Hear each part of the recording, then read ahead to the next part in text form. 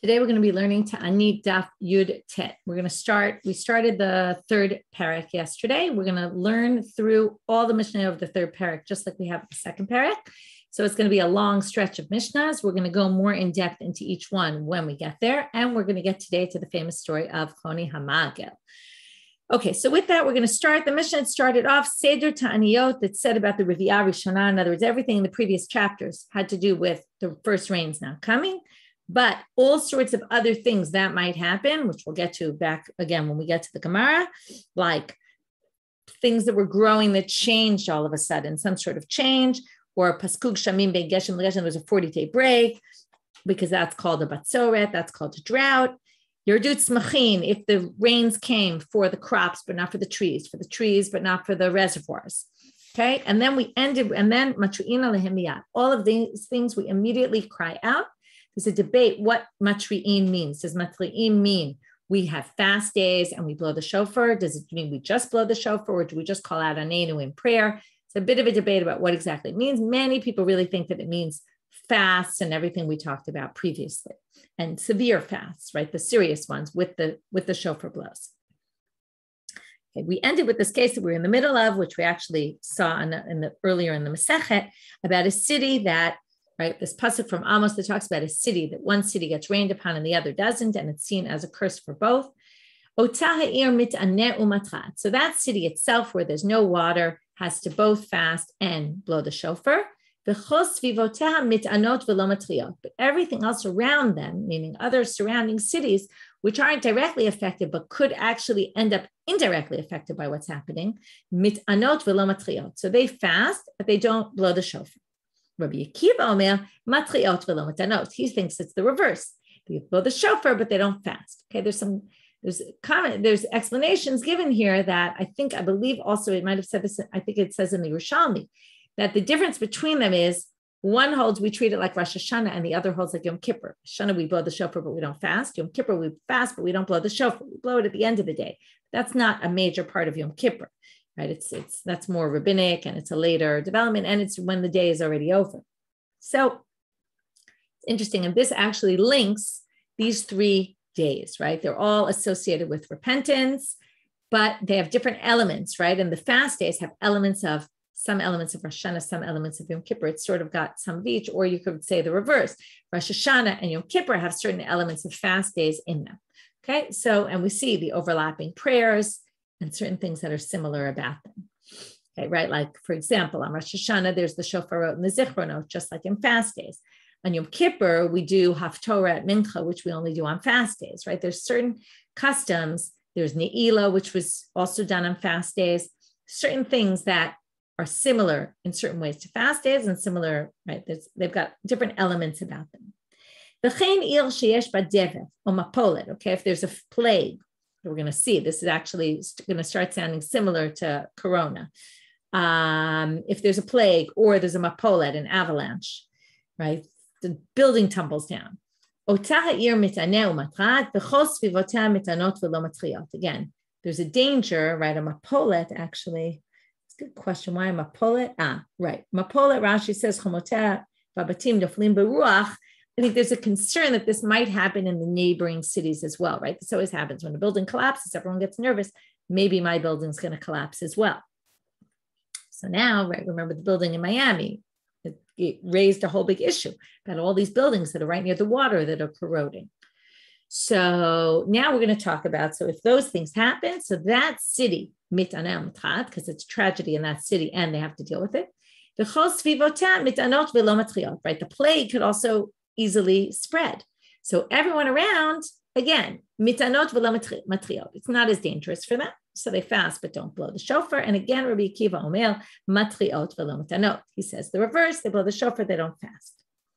Ezehu dever. What makes something a plague? This is a great question, right?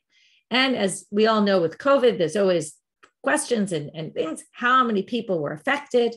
So, right, and it's always the big, where are the numbers holding? So here also, what is considered dever?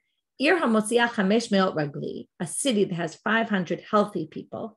Notice they're counting their numbers based on healthy. It was another thing with COVID, right? How many of those people were over a certain age that were already in a risk category, right? And then it's less, right? It's less of an issue because it means because they're older, it's affecting them.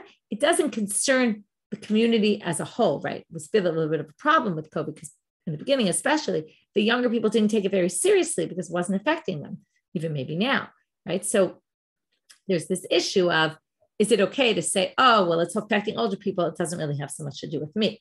So they say our numbers are going to be dependent on the numbers of how many healthy people are affected. So within a group of 300 people, a city of 500 people, you would have 3 people dying once a day for 3 days straight. Now there's a question, and then that's called a plague. Less than 3 people dying in 3 days is not dever. The question is, what if 3 people die in 1 day? Does it have to be day after day? And some people say, yes, it has to be 1 a day. Or some people say, no. It's just as long as it's, 3 people within 3 days, could be within 1 day. Also, that would be dever. These are things that we start again, however we understand matchi'im, either blowing shofar or institute fast. This, by the way, this whole issue, and we'll get back to this soon, is really about what is worthy for us to call out to God and make a big deal about, right? There's some things seem very serious, but maybe they're not so serious, right? If 2 people are dying in 3 days, it's not as serious, 2 people out of 500, right? Other people might say it is serious. So we have to figure out where to draw the line, okay? We're going to have a case with a wolf, but it made me think of the boy who cried wolf, right? You don't want to call out for no good reason, okay? It's not why the wolves are mentioned here in the Mishnah, but it did create this association in my head about the boy who cried wolf, and you don't want to call out to God unless it's really something serious, because you have to save it for when you really need it. That's the whole message of the boy who cried wolf. So here we go. Ala shidafon va'ala yirekon. Okay, this is something that b'chol makom. That means even if it's not by me right now, it could be by me any minute. In other words, even if I'm in a nearby city or a faraway city, it could get to me. So let's talk about what that is. Ala shidafon, that's blight, right? This disease in the crops. We saw it comes from the cold weather and the rain, from the cold wind. Va'ala yirekon, which is mildew in the crops. V'ala arbeh on the locust. V'ala chasil on the grasshoppers, or grasshoppers and locusts. I don't remember which is which. V'ala chaya ra'ah. V'ala cherev. Bad, right? Wild animals, or bad animals that eat stuff or destroy. V'ala cherev on the sword, or maybe they kill people, the animals. Or the sword, which, right, there's a war coming. Matri'in aleh, right? We start calling out to God. Mipnei she'ima kama halechet. Everybody calls about this because it's just going to spread. If they attack this city, they'll go and attack the next city. There was a case where the Zkenim went down from Yerushalayim to their cities. They saw this case where there was an opening of an ovens full, which is not a lot, of shidafon, of blight in the crops in Ashkelon. And they said, that's dangerous. This could get everywhere. Quickly institute a fast. Here come the wolves. The wolves ate 2 children in the Ever HaYarden, and they made a fast. Rabbi Yossi Omer, he said, no, you got your facts wrong. Lo al shachlu, el al shal. People saw these wolves. And the commentaries say it's not just seeing a wolf, but seeing a wolf that looks like it's going to go attack. It didn't actually eat the children, but they did see wolves, and that was enough for them to make the fast. Okay. Now, there's a debate about whether their debate is only about what the reality was, but they would both agree if you saw wolves, you institute a fast. Or is Tanakama saying they only institute a fast when they actually did damage and not just seeing wolves? That's not enough. Okay, it's an interesting debate, right? Do we wait till they kill someone before we start doing something about it, right? You would hope not. But I guess, how do you know the difference between a regular wolf and a dangerous wolf? Okay, next. Al-Evil Matri'im b'Shabbat. We saw this quoted on Daf Yudalid already, which is, these are things that we call out to God even on Shabbat. Normally, we don't call out to God, right? We had a whole discussion there about whether this means shofar, whether it means tefillah. We said it means tefillah, crying out to God. Normally, we don't have requests on Shabbat. It's not what we do on Shabbat, but on these things you would. If they besiege the city, Gentiles besiege a city, or onahal, or a river overflowed into the city. On a boat that is drowning in the water. Rabbi Yossi omer le'ezra v'lo le'tzaka. You can't call out to God even on Shabbat about these things, but you can scream like help, or warning, get out of here quickly. That you're allowed to do. Shimon Hatimni omer, third opinion, afala dever, even add dever to the list. Even on a plague, you can call out to God on Shabbat. But the rabbis didn't agree with him. They didn't think it was appropriate to cry out to God for a plague on Shabbat. Now we get a very general on some tragedy that befalls the community as a whole, right? Not individual, but the community as a whole. We call out to God, right? And we can institute fast days, unless they got too much rain. For that, we don't.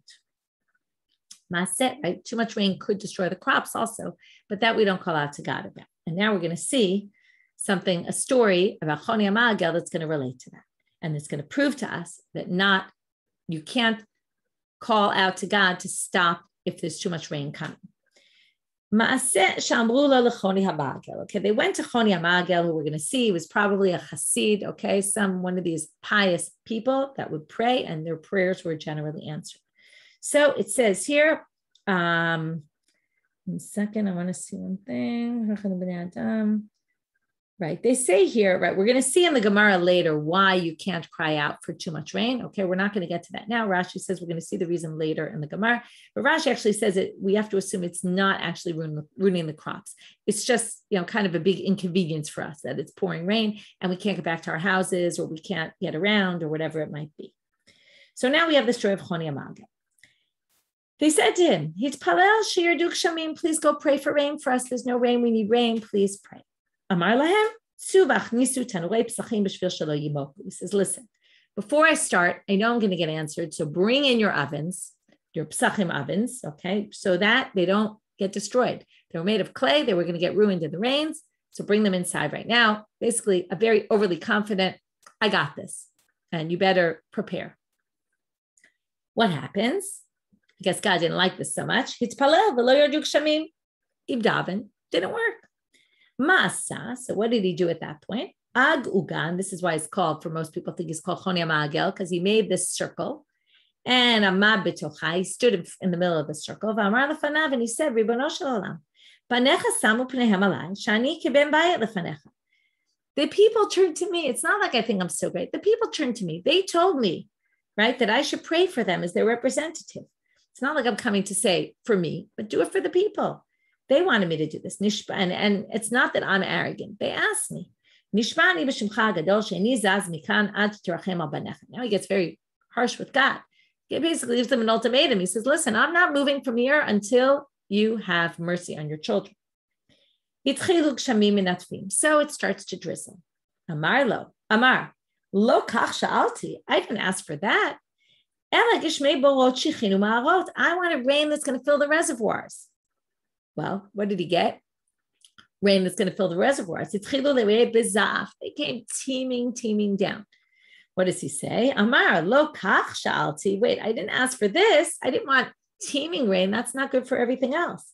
Ela gishmei ratzon bracha unidava. I want good rain, blessed rain. I want that kind of rain. Yardu kitiknan. So the rain came down the way it was supposed to come. Okay, eventually he gets it right. And but what happened? Everyone had to leave their Jerusalem. It was teeming rain.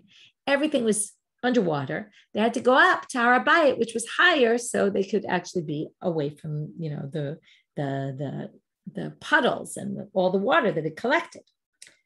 So they said to Choni, and this is why we brought this story here. Okay, you pray for them to come, now pray for them to go away. Go out and see if the Even HaTo'in is covered. Okay, if it's washed out. Some people explain it that it means if it's washed out. What does it mean? Okay, Even HaTo'in was the stone where they would come near the temple, and people would announce that they found lost items, like a lost and found area. It comes up in Baba Metzia, and that's where people would find lost items, because in the Shalosh Regalim, right, people would come to the temple with any found item, any things they had found. People would come with lost things, and they would get it, because that's when everyone would gather together. So says here, Shalach lo Shimon ben Shetach. So now, wait, so what does it mean? Im nimchet even atoim? Some people explain that what he's saying is even atoim will never be washed out. It's a stone. It doesn't get washed out by water. Just like that can't be washed out with water, I can't ask for the rain to stop. Okay, so sorry, but no can do. Okay, so now Shalach lo Shimon ben Shetach. Shimon ben Shetach enters into the story and he says, wait a minute. If you weren't choni, I would excommunicate you right now, because how do you talk to God in that kind of way? Chutzpahdik, right? And teaches the people that they could do the same, right? It's a very bad example. But what can I do to you? You do something bad in front of God, but he does what you want. He says, it's like a son. Sometimes our children ask us for things in a very disrespectful manner, or we do that to our parents. And yet, because they love us, they give it to us anyway, right? This goes on all the time, I know. In my house, for sure. So, says, that's like what's going on here. Obviously, God loves you. Otherwise, he wouldn't be doing this for you. Your father and mother will be thrilled, will be happy with you, and will be thrilled with the one they gave birth to. So here, God must be very happy with you because he did what you asked, even though you really didn't do it in the proper manner. And we have really two issues with what Choni did. Number one, his arrogance is clear, and that's really a problem. Number two, or I would say three things. He goes to God, besides just arrogance in general, arrogance against God. He goes to God and he says, what are you doing? How could you do this? That's not what I asked you. It's very disrespectful to God. And number three, he's not clear with his wording, right? He says, I want barot shechinu ma'arot, and then God brings him that, but he says, oh no, that's not really what I wanted. And when you ask for something, you have to be very careful what you ask for, right? They always say, be careful what you wish for, right? You have to think about whether if you wish for something, is that really what you want or not? So anyway, it's a good story. We're going to analyze the story even more when we get to it in the Gemara on Daf Kaf Gimel. I have a few more days, and we're going to see different version of the story, and we'll talk about it. Okay, continuing on. Last section of the Mishnayot, right? This is the last Mishnah, but again, the Mishnah is not sectioned into Mishnayot here. But in the Mishnah book, this would be the last Mishnah. I think so anyway. Okay, if they fasted and then it starts to rain. So they determine there's going to be a fast and then it rains. So before sunrise, lo yashlimu, you don't finish the fast. But if it started to rain, they already started fasting from, the morning came and they're fasting, yashlimu, they finish the day. Okay, so if you started fasting at night and then it starts to rain, you can stop your fast, right? Some of the fasts they start at night, some of them start in the day, but either which way, you wouldn't continue if the rains came before sunrise. If it's before midday, okay, noon, then you don't finish the day. But if it's afternoon, then when it starts to rain, you finish up the day. They made a fast in Lod, they instituted a fast, and the rains came before midday. So they did exactly as Rabbi Eliezer says. Amar lahem Rabbi Tarfon, not only should you eat, but this is a holiday because our prayers were answered. In the afternoon, they came and they said Halel Gadol, which is the Hodul Hashem Kitov Kilolam Chasto, that we say on Shabbat morning and we say at the Seder on Pesach night. They said that because it says there, Noten Lechem L'chol Basar Kilolam Chasto, God gives bread to everyone, and that was what they were celebrating. So they sang Halel Gadol. So here you see not only, right, you pray for rain, but when you get the rain, you need to thank God. Now we're going to start with the Gemara. Seder Taanit Halalu, we're now quoting the first line, Ha'amur b'Reviyah Rishona. Urimini, that seems to contradict something else. But you say it in the first Reviyah, the first rain doesn't come. The first Reviyah and the second Reviyah is when you're supposed to ask for rain. But Shlishit Litanot, the third one is for when you start fasting. So the third, not the first. So Amar Rav Yehuda Achi Kamar says, this is how you should read it. Seder Ta'aniyot Ha'amur Ematai, Bizman Shiatza Reviyah Rishona Ushniya Ushlishit V'lo Yardu Gshami. Okay, the Ta'aniyot, it says, when is this? When Yatza Reviyah Rishona Ushniya Ushlishit, when the first three passed and there haven't been rains, that's what they meant Reviyah Rishona. They meant when the first set of three passes and there's no rain. But if they come in the first rains, meaning the rains came in the right time, and that's what they really want to reference here. The rains came right at the beginning. However, what was growing didn't really, right? We planted, but it didn't grow. Or inami, or samchu v'chazru v'nishtanu, or they grew and then they changed and something went wrong with them. Then matriim alehem miyad. That's what our Mishnah wants to focus on. When it says, these were said about the Riviyah Rishonah, but smachim sheshanu, they mean even if it rained on the Riviyah Rishonah, then if something went wrong with the crops, then you'd be able to, you call out right away, you'd institute a fast immediately. Right? The rains are something that comes slowly, gradually. We can always deal with it a little bit later, but these are things that are almost irreversible, so we have to pray for them immediately. Amar Rav Nachman, dafka nishtanu, only if they change, but you have shulo, if they dried out, no, because they might grow back again. So the Gemara says, pshita, nishtanu tzna. Why would you think it's yavshu? It says nishtanu. Isn't that obvious? So they say, lo tzricha, what they want to tell you is, de'aku, ma'u detema akanta miltehi, kamash malan. We're talking about, okay, there's different ways to understand this. We're going to go with Rashi. Rashi says, kevan sha'alu b'kanev, adayin lo bashlu kol tzarkan, since they grew on their stalk, but they didn't ripen, vadai ilo mitli'in chulo gadlin. Now, there's some problem with it, even though there's a stalk. Don't think that because there's a stalk, we don't have to pray. No, if the fruit isn't growing or whatever it is isn't growing, we actually have to pray. So now they say, my makat, that if it stops raining for 40 days, we call that a batzoret, a drought. So now they want to know what's the difference between a drought and a famine. We're going to define a famine. We're going to see is worse. Just because it doesn't rain for 40 days doesn't mean we're starving right now. It means that down the road, we're going to have a problem, right? We're going to have a famine later. Right now, it's just, we don't have rain, but we still have stuff from produce from last year or whatever we might have. But our crop for the future is going to be ruined. Amar Rav Nachman, nahara anahara betsorta, midinata midinata kafna. If the food is within access, and as you don't have access here, but you can get by boat from somewhere else, that's called a drought.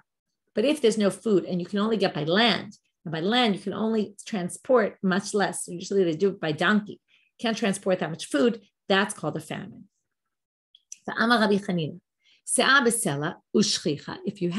you sell things for se'ah, that's a measurement, like 4 cups for a selah, or 1 se'ah for a selah. Okay, 1 se'ah for a selah is a very high price. If normally it's sold for the 4 se'ah for a selah. Selah is a coin, right? It's an amount of money. So if it's se'ah b'selah, it's a very high price, but shchicha, but there is stuff in the market, bitsorta. That's called a drought. Very high prices, right? We can't afford, but there is stuff in the shuk. Arba'ah, or it's really arba se'ah b'selah, v'lo shchicha. If you have 4, if the price is good regular price, but you can't get any, it's very rare that you would find it, kafna. That's a famine.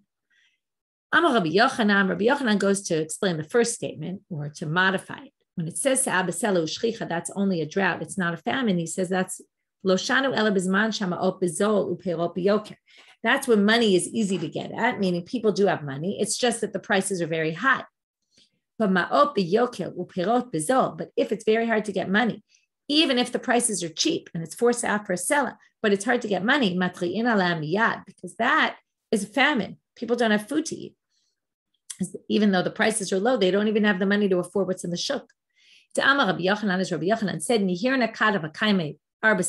I was in a place where there were 4 se'im, they were selling flour, 4 se'im for a selah, and there were a lot of people with these big swollen bellies in Tveria because they didn't have isar. They didn't even have an isar of money. They had no money left. That's a coin. They had no money to even buy the cheap food. So there you have it, that, right, it's really a matter of, is there no food at all, or is there food that's accessible? It's just we might have to pay more money, but maybe we can barely afford it, but we can somewhat afford it. So as long as it's somewhat affordable, then we don't call that a famine, we call that a drought. So the Mishnah said, what if it falls for this, but not for that? It's good for the crops, but it's good for the trees, not for the crops. It's good for the crops, not for the trees. It's good for them, but not for the reservoirs. So now we have to explain what kind of rain is good for all these things and not for others. I understand it's good for the crops, but not for the trees. If it comes, now what happens? The roots of vegetables are shallow. The roots for trees are very deep. So therefore, you need hard rains to get all the way to the bottom. Soft rains are going to get to the surface, right? And to the roots of the produce, of the crops, but not to the fruits, not to the trees. So if it comes nicely, gently, gentle rains, but it doesn't come strong, then it's not going to get to the trees because it won't go all the way down. Le'ilam velo litzmachim, for the tree, but not for the crops. What would that be? It comes too hard and not gentle. That's not good. It either will uproot the roots, or maybe it'll just go straight down and it won't really stay in the upper level. What if it could be for both those and not for the barot shechinu ma'arot? How could that be? It wouldn't get to the reservoirs. It comes either hard or soft, but there's not a lot of rain. So if it's not a lot, the roots will get to it, but it will absorb whatever there is, but there won't be enough for the reservoirs. Ella, ha detanya, but now we're going to quote a braita, which we don't really understand. What's the case where it goes to the reservoirs but doesn't get to everything else? How could that be? You need obviously much more rain to get to there, so then it would obviously get to the trees and the crop. So they say if it dumps tons of rain, that can ruin, it can uproot the roots, even of the trees, maybe it can ruin it. Okay, so basically, and for sure the vegetables, right, and the produce will get lifted up, and it can, take all the dirt and kind of spill it out somewhere else. So it could really ruin everything. Tanu Rabbanit, new bright. Matri'in ala ilanot bifros haPesach. We can start, when we see that the trees are dry, at what point do we start calling out? Only a little bit before Pesach, because really, and we learned this in Rosh Hashanah, that the trees survive from the water from last year. Okay, they can really store water for a long time. Now, it's not really the rainy season before Sukkot, but if we see all the reservoirs are empty, even just before Chag Sukkot, you can start to ask, but not before that, because we don't really want rain before that. But for everything, but if they really have no water to drink at all, then even if it's not even the rainy season, they can cry for rain because you really need it. Okay. What does it mean immediately? Still, you don't do it that day. You do it on the next Monday and then Thursday after that and Monday. But this is only in their own city. Okay, not other cities nearby if these things happen. The askara, this is, many people think it's diphtheria. If people are dying from it, then you do call out to God. But again, this is as a community. But we don't make these fast days or anything, right, if there isn't death. Okay, this is a type of grasshopper or locust. Right, that's no matter what, everywhere really, because it could get around. Okay, these are two types of different locusts. Tanu Rabbanit, right? So he adds not just govai, also chagavi. Tanu Rabbanit, matri'in ali ilanot b'shar shnei shavua, v'ala borov, v'ala shechim, v'ala marot, afilu b'shvit. Shnat Shmita. Okay, it's good. We're learning a lot about Shnat Shmita because we're in it right now.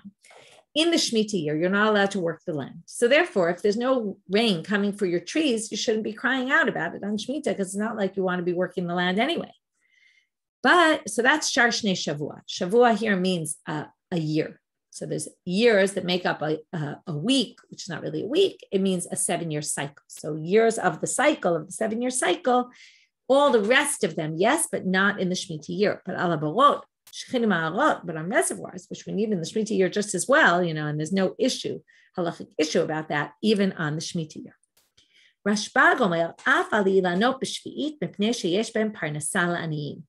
Even on trees in the Shemitah year, because it has parnasal aniyim. In other words, what happens? These trees are all hefker.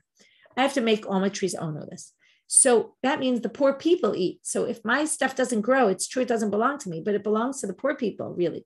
And they need fruits. So basically, that's their sustenance. So we can pray for it as well. That's Rashbag's approach. Taanit, another braita that's very similar, with a minor difference at the end. All the other years, you can pray for the rain. But, and again, we mean like fast days. Okay,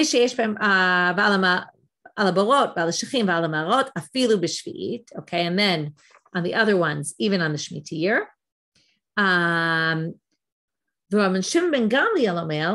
you say this or not, but afal ilanot matriin. Okay, so even the ilanot you can be matriin in the Shemitah year, and ala svichim b'shvi'it, on things that grow wild in the Shemitah year, which you didn't plant, but they grow wild. If they don't grow, which normally things do grow wild, if they don't grow, you're also allowed to pray for those. Because again, that's what the poor people eat. Tanya, another bright. Amar Rabbi Elazar ben Parta. Miyom shacharav Beit Hamikdash nasu gshamim tzimukim la'olam. From the day the temple was destroyed, the rains started becoming less and less. Okay, and therefore, yesh shana shekshamei merubim, yesh shana shekshamei muatim. Sometimes we have a year with a lot of rain. Sometimes we have a year with not a lot of rain. Yesh shana shekshamei yordim bizmanan, yesh shana she'ein gshamei yordim bizman. There's years where the rain comes in the right time, and there's years where the rain doesn't come in the right time. Now, what's the connection to when the temple wasn't around anymore?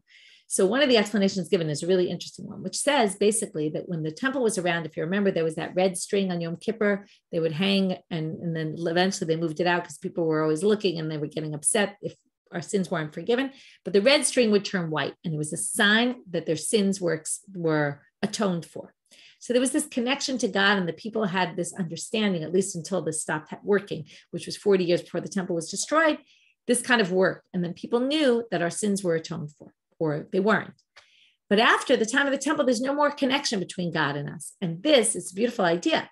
This is the connection between us. The rain is our sign. The rain is our way of knowing, are we doing the right thing or not? If there's no rain, then we know something's not right here. Okay. I mean, we have other signs, right? I mean, you could look at Corona and say, this is a sign from God, something is not right. Right. So, but God needs alternative ways when there's no temple. When there's a temple, there's ways to communicate otherwise. So it's this nice image of how the rain is the connector between us and God. Okay, so moving on.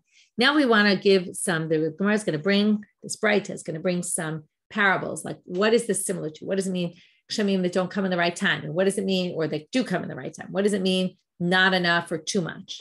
So we're going to give some examples here. What is this like if they come in the right time? It's like a servant that his master gives him his food on the first day of the week. He gives him his grains. His dough, then he has the time to turn it into flour, turn it into a dough, make bread. And then, by Shabbat, for sure, he's got everything. But if it doesn't come in the right time, what is this like? He gives it to him on Erev Shabbat, which he doesn't have enough time to make his bread. Right? It's made very fast. It doesn't come out right? And it's eaten not in the right way. If there's a lot of rain, what is this like? He gives it to him all at once. Now, this is going to be a good thing because why? If you get all your grains at once, what do? You grind them all in the millstone at the same time. When you grind it, you grind a core, which is a huge amount, in the same way you would grind a kav, meaning what's left, there's always some psolet left at the bottom, some of the bad stuff that gets left. But the amount that's going to be, it's going to be the same amount that gets left and you have to throw away, whether it's a core, which is a large amount, or whether it's a kav. So that's always going to be the same. So you're going to have a lot less waste. And therefore, what does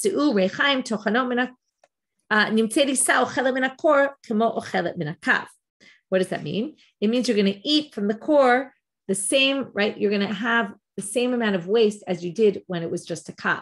So you're going to obviously save a lot there. If the kshamim are less, right, you don't have enough, it's like you got your stuff bit by bit, okay? Your master gives you your stuff bit at a time, and every time you get it, you grind it up and make it into bread, into flour, and then make it into bread. Each time you now have this waste. Right?